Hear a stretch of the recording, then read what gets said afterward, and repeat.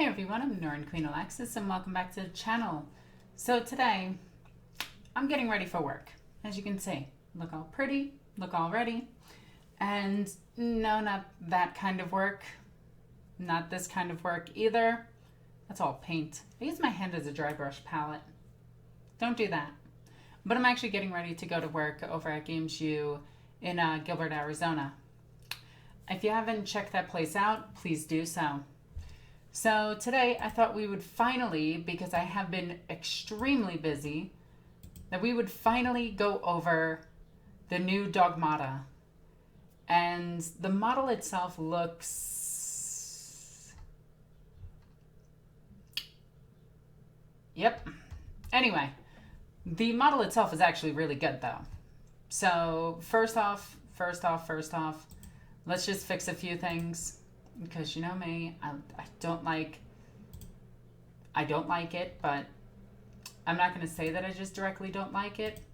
But what I am saying is that it's got the same look as the Canoness. In fact, its cowl is just closed, which I think is fine.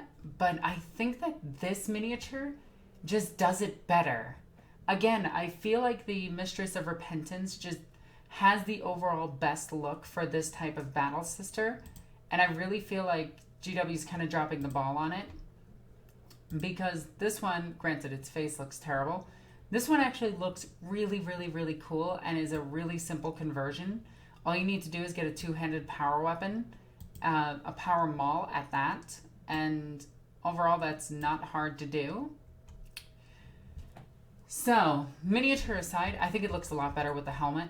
The helmeted option and the, I like the candles. I really like the candles. And I like the torture equipment on her back. The shackles and the, I'm surprised they got away with this. But yeah, overall, I feel like the model is too static looking. But let's talk about this. Let's talk about who the Dogmata is. So the Dogmata is essentially a chaplain for the Sisters of Battle, which is kind of ridiculous. So we're getting war hymns, we're getting a lieutenant, we have a captain, and we're getting a chapter master. These are just things that we're getting. We are going to be getting the core rules and everything like that, so unfortunately a lot of our squads may or may not be affected by certain things. Personally, I'm really hoping Repentia keep core, but they're kind of really busted right now, so we'll have to wait and see. But knowing that we can actually get war hymns means that we can get things that super buff her.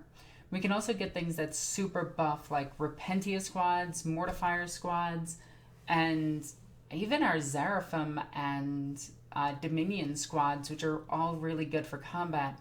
Dominion's not so much. And Basic Battle Sisters, because I think Basic Battle Sisters can actually go up to like 3 to 4 attacks a piece if you do it right. Because there's Priest, Banner, and Triumph of St. Catherine. So yeah, 3 attacks plus her litany, so 4. So even our base battle sister is getting about 5 attacks apiece, hitting on 4s for our basic battle sisters, with strength 3, wounding on 5s more than likely. So not the greatest, but really good for sweeping away a squad that's pretty weak at this point in the game. Maybe past turn 1, turn 2, or something that you shot the hell. Martyred Lady, this girl is going to be a necessity. Or Bloody Rose. Actually, this girl's pretty much going to be your 3rd HQ pick no matter what. Which is going to be tough because we're going to have to take multiple detachments to get everything we need. Because we need Celestine. Duh. We need a Canoness with the Invo bubble increase. We need a Palatine for the rerolls 1s to wound. So we got the reroll 1s to hit, reroll 1s to wound, and then we need a chaplain. So we actually need 4 HQs. Best way to do this, in my opinion, is a patrol detachment as well as a battalion detachment. That way you get everything you need and you don't need to take too much. Or take a... No, you can do it with any of them, but to gain as many command points, you just do as cheap as possible. Plus a fortification... Well, fortifications cost us 0, so it's not really a big deal. And the fortification is insane.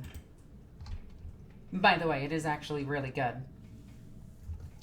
So what I'm expecting from her is very similar to the generic Space Marine ones. Again, +1 bubble to everyone nearby, +1 bubble for attacks for everybody nearby, allowing everybody to perform a heroic intervention, maybe boosting armor saves or cover saves or something similar to that. Boosting itself without a doubt. And overall, it's going to be ridiculous on Mortifier squads, which I should start taking more. Apparently, these things are insane, and I looked at them earlier. They're T5 Sisters of Battle without the order keyword, but they are Sisters of Battle, so they do benefit from a lot of the Sister of Battle unique things. So they can move, run, charge, and I think they move, run, charge 8 inches, so it's 8 plus 4, actually plus 3.7, so 8, 9, 10, 11, plus your 10 inch, that's 22 inches. So they can almost get into combat turn 1. They're a great counter assault unit. If you go second, they're amazing. But like, I'm wondering what we're going to run into with this unit, because if it's anything like a chaplain, it's going to be singled out as quickly as possible and killed. So now we pretty much need to protect another character. And with Sisters of Battle, we're already taking a ton of characters as is. So we need to take a preacher as well. So we need to take 5 characters for a really good Sister of Battle list, which again includes the Canoness, Celestine, a Palatine, the Dogmata, and a preacher. And this isn't even counting the fact that we need the Magifier for a 6th character in our lists. So our opponents are going to take things like assassination to try to kill all of them. So please be aware of that. And I don't know. Like, granted, the miniature itself, not the best looking. Let's be real. Again, I would much rather this girl, and I use this girl over my Canoness for when I actually play the more up-to-date Sisters of Battle. Or I actually take my old Canonesses, because I think my old ones still hold up to this day, or my third-party ones, which are all from Raging Heroes. But overall, I think we could just very easily get her, get a 2-handed axe and a bolt pistol, or a 2-handed maul and a bolt pistol, and it would be just as fine as this. In fact, I'd actually suggest that we get the... So how I would do this conversion really quickly is I would get this miniature, which you can just get from... Like, you can get it offline pretty quickly, because once you get one of these girls, you don't need any others. So there's a bunch of these floating around on third-party marketplaces, such as Facebook or stores like that do bits trading, or you can just go to eBay and get it.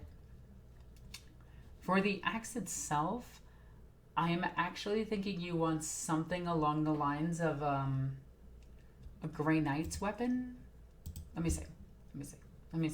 How would I do this? I actually think it would be a Grey Knight's weapon. Where is it? Where the heck are you, Grey Knights? Oh wait, you're Space Marines, right? They throw you in there? There we go. So you'd want that weapon right there. A Grey Knight Great Hammer or a Heavy Thunder Hammer, which you can get from either the Grey Knights kit or the Kill Team kit. And by Kill Team, I mean something along the lines of Deathwatch. Where are you, Deathwatch? There we go.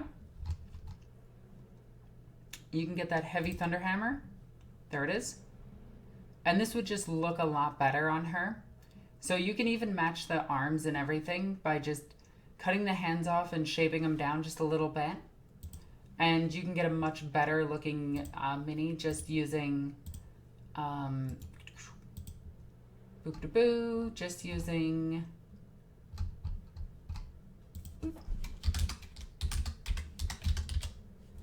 just using the Repentia Superior or the Mistress of Repentance and a different weapon. So if you just go bits hunting, you can probably make her really quickly. Like currently I have the Palatine. I actually have 3 Palatines that I bought a Sister of Battle box. I knew I wasn't going to get Piety and Pain because I just knew we weren't. So I didn't worry about it. I just bought a Battle Sister box, grabbed the Sister Superior, gave her a plasma pistol and a power sword, gave her a fancy backpack, and I was like, this is my Palatine. And I did that about 3 times just so I have enough of them. So grabbing her and doing this simple conversion will take like no time at all. You can either just do it with this weapon. There's a ton of different weapons you can actually do this with to make a pretty quick miniature. So they also mentioned that she has a passive ability to affect Repentia and Mortifiers. And if she gives another +1 attack or +1 to hit, it's going to be insane because their army is going to be incredible. Well, that's the last of our new Model Monday reveals. We hope you enjoy the series. Yep. I do really like this look, though. I like the base Battle Sister with the crown. The tiara on her. Look at it. It's a tiara. I'm sorry. But overall, am I going to buy this model? More than likely. But am I going to have 3 of this miniature? Absolutely. So I want to know your thoughts. Comment in the comment section down below. Also, subscribe to this channel because I know you guys have been here a few times already. So just check it out and subscribe. Tell me your thoughts. As always, I'm NornQueenAlexis. I love you guys. Bye.